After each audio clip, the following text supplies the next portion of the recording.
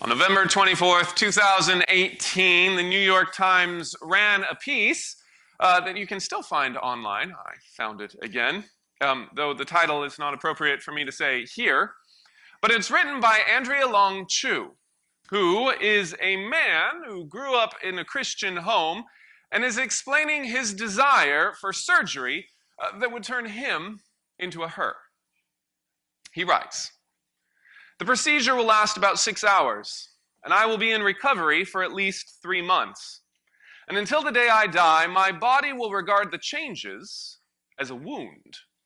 As a result, it will require regular, painful attention to maintain. This is what I want, but there is no guarantee it will make me happier. In fact, I don't expect it to, but that shouldn't disqualify me from getting it. I like to say that being transgender is the second worst thing that ever happened to me. The worst was being born a boy." I want you to notice two things about Chu's piece. First, he knows, because he writes it, that the decision will most likely make him miserable, require regular painful attention to maintain. That was one sentence. A guaranteed not to make me happier, another one, and then I don't expect it to. Chu is knowingly walking into misery. And second, notice what he thinks is worse than his misery. He writes, "Transgender is the second worst thing that happened to me. The worst was being born a boy." The surgery will be the second worst thing that ever happened to him in his life, accepting what God gave him when he was born. That's the worst. We live in a culture and in a time which has made discontentment an art form. We think ourselves too often these great artists who are painting on the canvas of our lives something better than the misery we were born with. We start our life and we look at it as a form of victimization and ruin expectations. And we look around at others and we envy what they have. We are not grateful for what we are from the get-go. And then we enter into more miseries because of it. And biblically, what that is called is ungratefulness. And biblically, the absence of thanksgiving, the absence of gratitude, is the maker of miseries. It is the maker of miseries. The lack of gratitude is the entrance into all the worst things in your life. We might even say that the lack of gratitude is the entrance into certain hells you have chosen for yourself. Chu looks at his body and cannot say, "Lord, thank you for making me a man." And because he is missing the ability to look at God and say thank you for what you made, he then looks at himself and says, "Let's enter into miseries.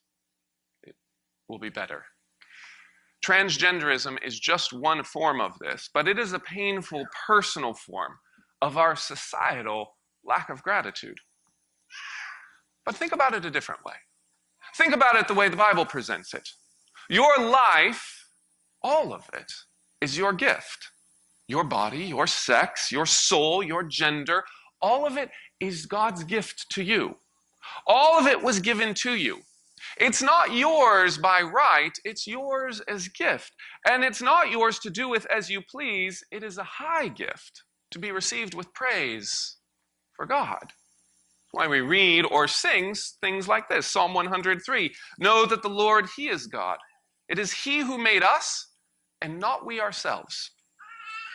We have been several weeks now in our confessional statement on sex, gender, and marriage, and the topic that we have before us is the fifth point, and it reads this way. We reject transgenderism as a perversion of God's good creational order.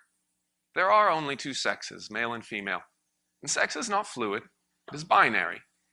We reject the notion that gender is determined by one's feelings or is detached from biological and bodily givens. God forms each person genetically as a distinct male or female from the moment of conception. As God is the creator and makes each of us either male or female, we cannot unmake or remake ourselves into the opposite. Sex is an immutable feature of our identity as creatures. Thus, it is impossible for anyone to change his or her sex. So hear that, and then hear these pastoral words. We have often thought of what we have in our life as God's gift to us. and that we should be good stewards of the things God has given us. But many of us need to expand that circle and start seeing that what we are is a gift from God, and we need to be a good steward of what we are. Your life will be blessed or it will be cursed by how you receive your life. May we be known as a people of gratitude, gratitude in our bones and in our DNA. Thank you, God, for making me what I am. And hear this verse as our scriptural confession. Psalm 69:5. Oh God, you know my foolishness, and my sins are not hidden from you.